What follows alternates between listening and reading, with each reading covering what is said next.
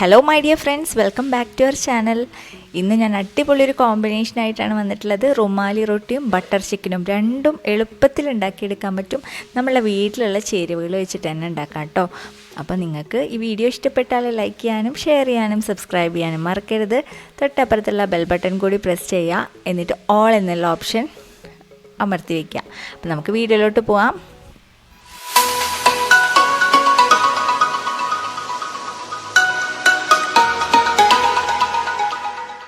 ആദ്യം തന്നെ ഞാൻ കുറച്ച് ബോൺലെസ് ചിക്കൻ എടുത്തിട്ടുണ്ട്. അതിലേക്ക് ആവശ്യത്തിനുള്ള മുളക് പൊടി, മഞ്ഞൾപ്പൊടി, ഉപ്പ് ഇതൊക്കെ ചേർത്തിട്ട് നന്നായിട്ടൊന്ന് മാരിനേറ്റ് ചെയ്ത് വെക്കുകയാണ് ഒരു അരമണിക്കൂർ.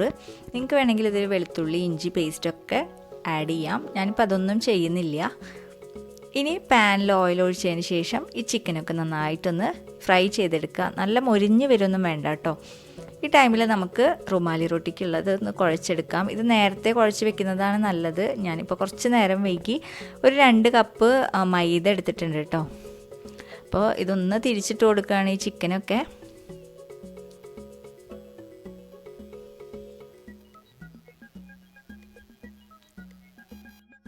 ഇതധികം ഫ്രൈ ആയി കിട്ടൊന്നും വേണ്ട.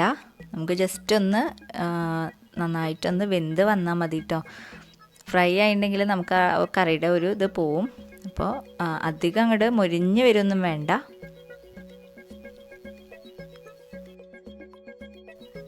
ഇനി ആ റൊട്ടി ഉണ്ടാക്കാനുള്ള മൈദയൊക്കെ ഒന്ന് കുഴച്ചെടുക്കുകയാണ്. ആവശ്യത്തിനുള്ള ഉപ്പ് ആഡ് ചെയ്ത് കൊടുക്കുന്നുണ്ട്. പച്ചവെള്ളം ഒഴിച്ചിട്ട് നന്നായിട്ടൊന്ന് കുഴച്ചെടുക്കുക. കുറച്ച് ഓയിലൊക്കെ ഒഴിച്ച് കൊടുക്കുക കേട്ടോ. ഞാനതൊന്നും ചെയ്തിട്ടില്ല. വേണമെങ്കിൽ ആഡ് ചെയ്താൽ മതി, നിർബന്ധമൊന്നുമില്ല. കുറച്ച് നേരത്തെ തന്നെ കുറച്ചിങ്ങനെ സോഫ്റ്റായിട്ട് കുഴച്ചെടുക്കണം. കുറച്ച് വെള്ളം അധികം തന്നെ വേണം കേട്ടോ. നമ്മുടെ ചിക്കൻ ഇതാ ഒരു സൈഡിലിങ്ങനെ വെന്ത് വരുന്നുണ്ട്. ചെറിയ തീയിലിങ്ങനെ വെച്ചിട്ടാണ് ഞാനിത് ചെയ്തെടുക്കുന്നത് കേട്ടോ. അപ്പോൾ ചിക്കനൊക്കെ റെഡി ആയിട്ടുണ്ട്. ഇനി ഞാനിതൊരു സ്റ്റെയിനറിലോട്ട് മാറ്റുകയാണ്.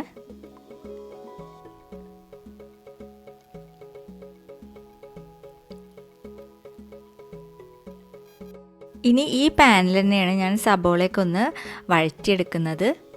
അപ്പോൾ ഒരു 2 മീഡിയം സബോള ആഡ് ചെയ്ത് കൊടുക്കുന്നുണ്ട്. അതുപോലെ തന്നെ കുറച്ച് ഇഞ്ചിയും വെളുത്തുള്ളിയൊക്കെ ഒന്ന് വഴറ്റിയെടുക്കുകയാണ്. എല്ലാം കൂടി ഒരുമിച്ച് തന്നെയാണ് ഇടുന്നത് കേട്ടോ. ഇതൊന്ന് വഴണ്ടി വന്നാൽ നമുക്ക് തക്കാളി ചേർത്ത് കൊടുക്കാം. ഒരു 2 ചെറിയ തക്കാളി ആഡ് ചെയ്ത് കൊടുക്കുന്നുണ്ട്. ഇനി ഒരു പിടി കശുവണ്ടി ആഡ് ചെയ്ത് കൊടുക്കുക. ഇതെല്ലാം കൂടി നന്നായിട്ടൊന്ന് സോഫ്റ്റായി വരട്ടെ. അതിനുശേഷം നമുക്ക് മസാലകൾ ആഡ് ചെയ്ത് കൊടുക്കാം.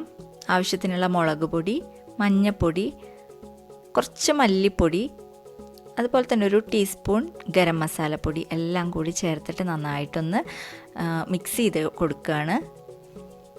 ഇതൊന്നും കൂടി റെഡി ആവാണ്ട് കേട്ടോ.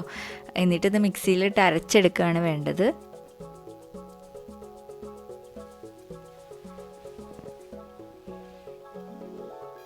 ഇനി നമുക്കിതിലേക്ക് ഒരു 2 ടേബിൾ സ്പൂൺ ബട്ടർ ചേർത്ത് കൊടുക്കുക. ഞാനിവിടെ ഒരു ക്യൂബിൻ്റെ ഒരു പകുതിയാണ് ചേർത്ത് കൊടുക്കുന്നത് കേട്ടോ. അപ്പോൾ നിങ്ങൾക്ക് എത്രയാണോ ടേസ്റ്റിന് ആവശ്യമായിട്ടുള്ള ബട്ടർ അത്രയും നിങ്ങൾക്ക് ആഡ് ചെയ്ത് കൊടുക്കാം. ഇനിയിപ്പോൾ ആ ഓയിൽ മാറ്റിയിട്ട് ബട്ടർ മാത്രമാക്കിയിട്ട് അങ്ങനെയും ചെയ്ത് കൊടുക്കാം. അപ്പോൾ രണ്ടും കൂടിയിട്ട് മിക്സ് ചെയ്തിട്ടാണ് ചേർക്കുന്നത് കേട്ടോ. അപ്പോൾ ഇതെല്ലാം നന്നായിട്ടൊന്ന് സോഫ്റ്റായി വരുന്നുണ്ട് കേട്ടോ. അപ്പോൾ അതുവരെ നമുക്ക് വെയിറ്റ് ചെയ്യാം. നമ്മൾ നേരത്തെ കുഴച്ച് വെച്ച റൊട്ടിയിലേക്കുള്ള മൈദയൊക്കെ നന്നായിട്ട് സോഫ്റ്റായി വന്നിട്ട് കുറച്ച് എണ്ണ ഒന്ന് കയ്യിൽ തടവിയതിന് ശേഷം ഇതൊന്ന് നമുക്ക് പൊറോട്ടയൊക്കെ ബോൾസ് ആക്കി എടുക്കില്ലേ, അതേപോലെ ഒന്ന് ബോൾസ് ആക്കി എടുക്കുകയാണ്.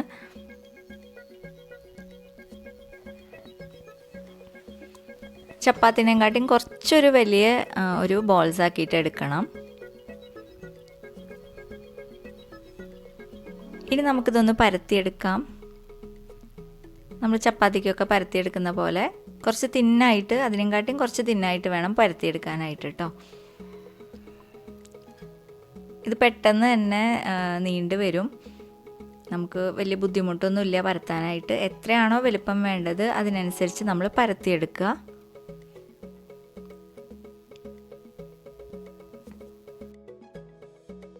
നമ്മുടെ മസാലയൊക്കെ ഇട്ടിട്ടുള്ള ഉള്ളിയൊക്കെ റെഡി ആയിട്ടുണ്ട്. അതൊന്ന് തണുക്കാൻ വേണ്ടി വെച്ചിരിക്കുകയാണ്. അതിനുശേഷം മിക്സിയുടെ ജാറിലേക്ക് ഇട്ടിട്ടൊന്ന് നന്നായിട്ട് അരച്ചെടുത്തു. ഇനി ഈ പാനിലേക്ക് തന്നെ ഒഴിച്ചു കൊടുക്കുകയാണ്.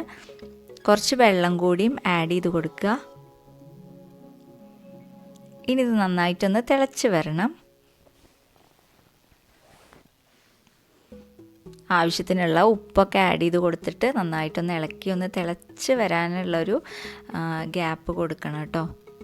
നന്നായിട്ടൊന്ന് തിളച്ച് വരുമ്പോൾ നമുക്ക് കുറച്ച് ഞാൻ എപ്പോഴും പറയുന്ന പോലെ സർവ്വസുഗന്ധിയുടെ ഇലയും വേപ്പിൻ്റെ ഇലയൊക്കെ വേണമെങ്കിൽ ഇട്ട് കൊടുക്കാം. നന്നായി തിളച്ച് കഴിഞ്ഞാൽ നമുക്ക് ചിക്കൻ പീസസ് ഇതിലേക്ക് ഇട്ടിട്ട് ഇനിയും ഒന്നും കൂടി ഒന്ന് ഈ ചിക്കനിലോട്ട് ഈ ഒരു മസാലകളെല്ലാം ഒന്ന് പിടിച്ച് വരണം.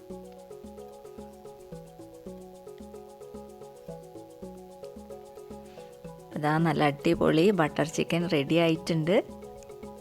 നമുക്ക് സെർവ് ചെയ്യാം. ഇനി നമുക്ക് റുമാലി റൊട്ടിയുടെ പരിപാടികൾ നോക്കണ്ടേ. അപ്പോൾ ഇതേപോലെ ഒരു കടായിയുടെ മുകളിൽ വെച്ചിട്ടാണ് ഞാൻ റുമാലി റൊട്ടി ഉണ്ടാക്കിയെടുക്കുന്നത്.